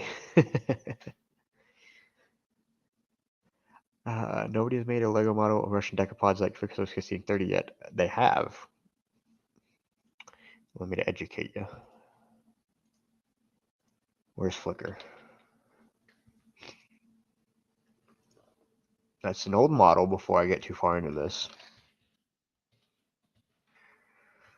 I know at least 2 people have modeled Russian decapods. A guy named Brian Williams a long time ago built a model of, he built a model of Frisco 1630. Yeah, but that was a long time ago. And my good friend Kale, slightly more recently, built a model of a Russian decapod. If I can find it. Did build a model of a Russian decapod in Western Maryland. And Flickr has decided to not work all of a sudden. Thank you very much. But not actually.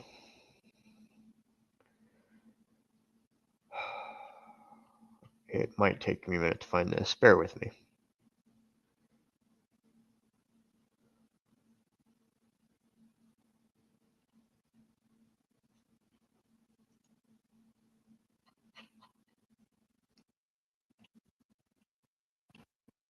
Kale, where in the world are your photos of your Western Maryland decapod?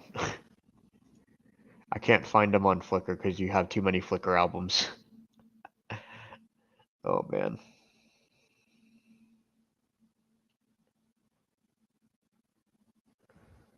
Come on, where is it? Oh wait, there it is. No, that's not it. Well, it's the original version of it, but we can look at it, I guess. Let's see. How do I present screen again? Do this, not that. Present, share screen. Look at this page. There you go. He uploaded this in 2009. That model's 14, getting on 14 years old. Yes, Kale, you do need a new model of the Russian Decapod.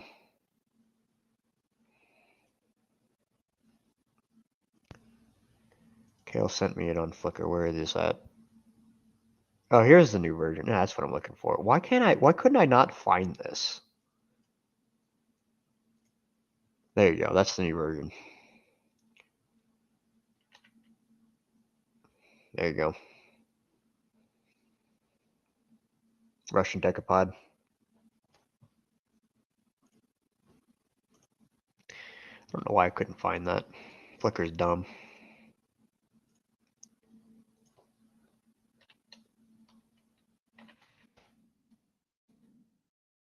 Anyways. A few years ago, Mini rant about it. Plans to build a Frisco Firefly. I don't have any plans. Frisco Firefly is a difficult locomotive to build for the streamlining and just the way that the streamlining is shaped on that locomotive. It would be cool, but I don't have enough of an emotional investment into the Frisco or Firefly specifically, so that would be completely up to somebody else. Someone's got to do the S10, the first double deck electric train. No, what in the world?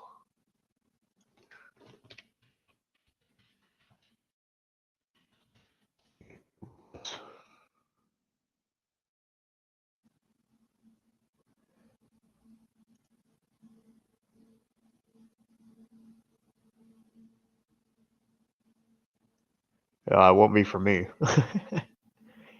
Too modern and too much of a locomotive that isn't steam. What's up, Sam? Version 3 of the Russian Decapod will be 100% new frame from the ground up. That's good. I'm looking forward to that. I'm looking forward to seeing you build more Western Maryland, among other things.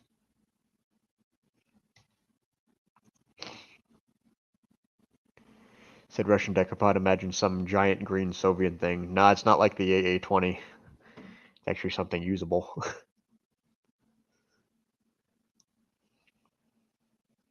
Any thoughts on building a Hiawatha? I do like the Hiawatha. I genuinely do. I think that the A-class 442s and the F3 Baltics, the 464s, really sharp. I really like those. But it's again,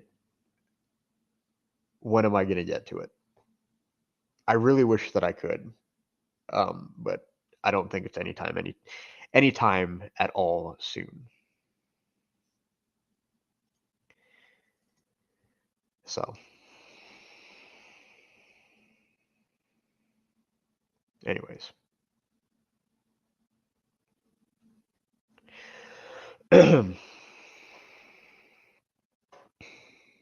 734? When's the next video, Kale?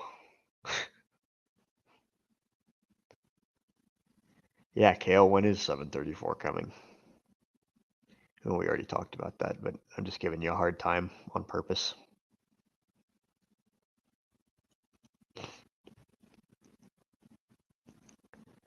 One of the things that I have actually spent time doing this year is scanning and cataloging photo slides. So you don't know what a photo slide is. 35mm mounted slide. So if you hold light up to this, you can see that there is an image in it, but it's a positive image, not like a negative image. And it's color generally. So you scan this, it creates an image. I have, at this point, I can tell you in a minute, 516 photo slides, which is not actually too many. By some standards. It's a lot for my standards. So much so that I actually needed a second binder. So what I did is do that.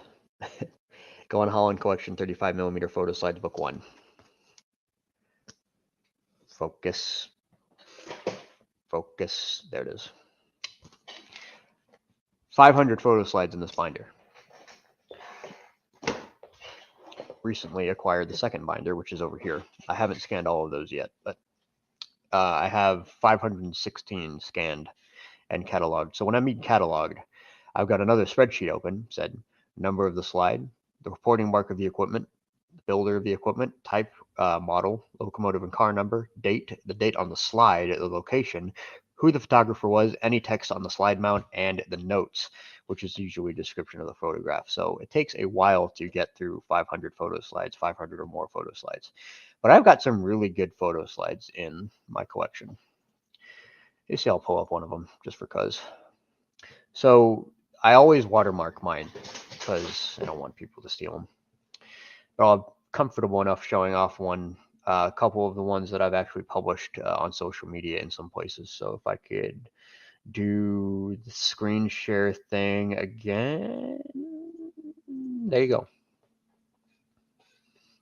This is slide number 226 of my collection, meaning it's the 226th photo slide that I've acquired. A nice photo. I actually really like this photo in particular. So right off the bat, this right here is a blemish on the slide. It's not actually like some ethereal energy orb that manifested itself one day on the BCNG in 1963, whenever it was. But it's a really nice photo slide. I really like this one because it's just got that vibe of just like it's just another day on the road down in West Virginia. You've got the human aspect in it. All of these vehicles on the left side just means like, all right, yeah, people had to drive those cars to their job on the railroad in Dundon, West Virginia. You got 13 here steamed up nice and blowing off steam through the cylinder cocks. The headlights lit up. It's like kind of just like, all right, let's get to work kind of a moment. I really like the photograph. It's a neat one. So if I go to slide 226 on my catalog here, July 1963, Dundon, West Virginia. There you go.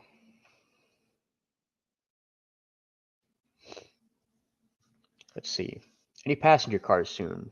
Maybe. I've actually acquired some diagram for some passenger cars recently that will go with the steam locomotive that I've been working to design in studio most recently. It should be a really nice train. It's just 3 cars that I want to build for this engine. And I have the diagrams finally to do it. I've been searching far and wide for these diagrams for years, and I finally recently acquired them within like the last week. I'm so happy to have those. So we'll see. And I've made some progress already in studio in the design of those passenger cars. So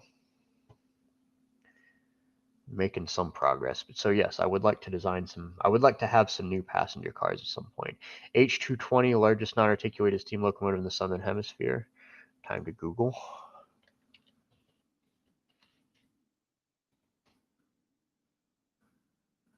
Victorian Railways H class. A 484. That looks cool. It's a 484, isn't it? Am I looking at things incorrect? No, that's a 484. That's cool. Another one not for me. I'll leave the Australian stuff to those that actually live in Australia and can build Australian steam way better than me. Alex McCook among them. 734 when I'm ready for the emotional investment. Yeah, 734 is a special engine. Region I mentioned the Lego Hiawatha, saw Lego Trains, and I Love Toy Trains Part 7, 13, and 14. Go check them out. Model of both the official Lego and MOCs from Model. Well, I should need to check those out, I guess. I only ever had Part 6, which is the first I Love Toy Trains that I got. So I know I could almost recite that back to front. That's where I learned the names of the Great Lakes. Just because I watched it so many times and it just drummed into my head. And then I bought Part 5, which was also cool, but Part 6 was like the one that I grew up with. It was the first one that I had, so it was the one that made the biggest impression. feel like such a 12-y throwing out suggestions. I don't care. Throw out suggestions. It's interesting. It means I'm Googling locomotives that I would not have normally looked up otherwise. Let's see, what else have I got here?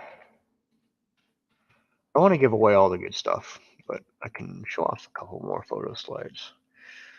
Do the thing, and bam. Slide 188. One on the OP&E this time. We're in Oregon. And 188. OP&E 19, of course. Date is May 23rd, 1976. So that was just over 47 years ago. Math is hard. 18 leads a goose train, a blue goose excursion train. Tender has just 19 painted on. Typical goose appearance on 19. So 76. So this would have been not too long after the tender was repainted from having the State of Oregon Herald that was seen in the Emperor of the North, in the movie Emperor of the North. They just had a very simple 19 on the tender here. They later repainted it into something much larger and taller. But very typical blue goose excursion appearance for the locomotive here. I got the silver on the smoke box, the lining, ladders on the tender, handrails, smokestack, grab rails, and pilot and cowcatcher on the front here. So I can't remember the name of the road crossing this is at, but it's quite far down the line if I remember correctly. So if you're looking in the direction of the locomotives coming from, Darina Lake Reservoir should be kind of off in that direction. Off to the left, I guess, but a ways back that way. I like that photograph. Any photo of 19 is a good photo, so. And let me see if I can find one more for the evening. I don't have a whole lot of them edited with the watermark on them, and I'm only going to show the ones with the watermark on them.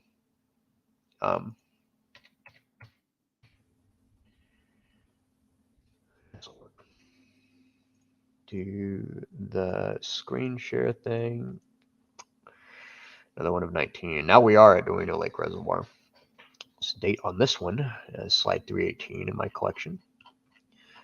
So date on this is June of 1972, which I find very hard to believe, actually. There's no way this was in June of 1972.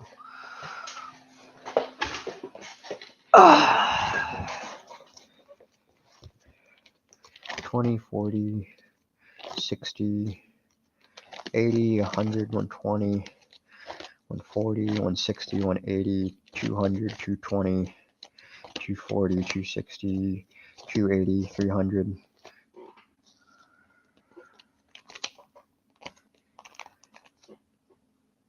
That's the one. It does actually have the June of 72 date imprinted on the slide, which would be very hard to see, but it's right there. It says JUN72. That's what that would mean. But there's no way that that was actually taken in June of 1972. I'd be surprised if it was. Because in June of 1972, they were filming Emperor of the North, so. The engine, I just opened the binder. Dadgummit. 19 did not look like that when they filmed Emperor of the North, so.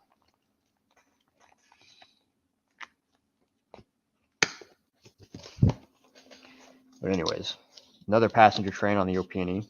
Got the former Great Northern / Western Pacific power car behind it. I believe that was the 592. Which depends on which one it is. The 593 is currently at the Mid-Continent Railway Museum in North Green, Wisconsin. 592, yep, that looks like 92.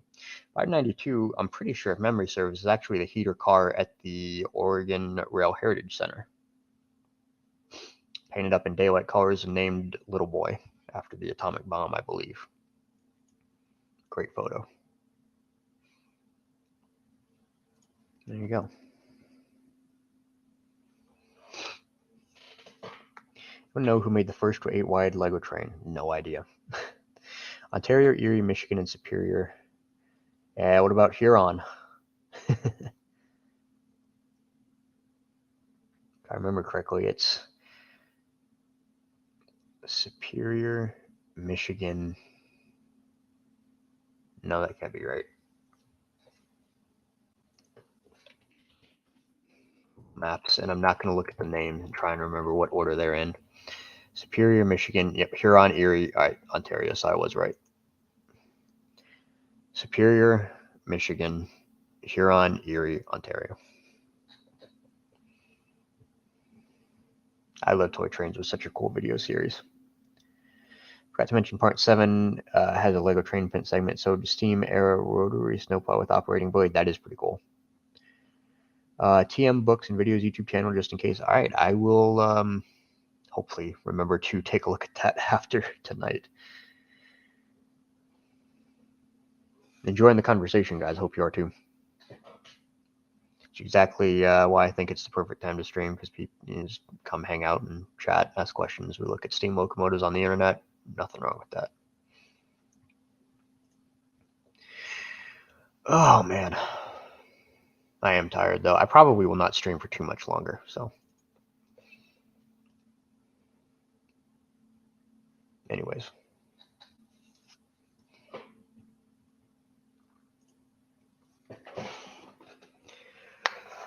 Oh man.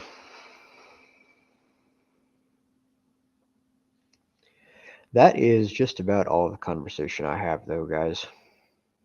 Don't think I can do this for much longer. Like I said, I'm actually pretty tired. So, I guess I begin to wrap up, but I hope you didn't enjoy the stream. I can't say that, like most of my streams, at least the ones that I do by myself, I don't ever have much of a plan for. So it's just kind of a chill, come and hang out kind of a thing to do. So hopefully you guys have enjoyed it. DLT, good night to yourself, and I hope you enjoyed. Thanks for watching. Really appreciate the support. I hope you guys are all doing well. I hope to have some more content later this year. Can't promise though. Just doing other things. That's all I can say. But I'm fine, doing well myself. Just doing things that aren't Lego and YouTube. So it's the way life is. What time is it for me? Must be late. It's only about 10 o'clock in the evening, so not terribly late by some standards. But I'm tired. Just any day at Age of Steam will, will wear me pretty well out. Usually days at Age of Steam will, after I get back, it's just come home, eat, just watch YouTube, play video games if my friends are online, that kind of thing. Try to completely relax, and then that usually continues into Sunday. Sunday is pretty much the only day I have off in the week now that I'm, working at Age of Steam. Not when it's in season anyways, when they're doing tours. So Sunday is usually a pretty chill day as well. So, but anyways. Really appreciate you guys for watching. It always is interesting to see how many people come out to a live stream, so I really appreciate you guys for watching. Hope you enjoy the conversation. I'll leave this up on YouTube. This is actually one of the better solo streams that I think I've done. I've really enjoyed it. Hope you guys have too. But I will end it there. Like I said, I'm tired. I'm gonna go lie down and watch YouTube until I fall asleep. So thank you guys for watching. Like I said, I hope to have more later this year, but I can't make any promises. But in case you were wondering, I'm doing fine, and I hope you guys are too. Once again, really appreciate the support. Thanks for watching, and I'll talk to y'all later. End broadcast.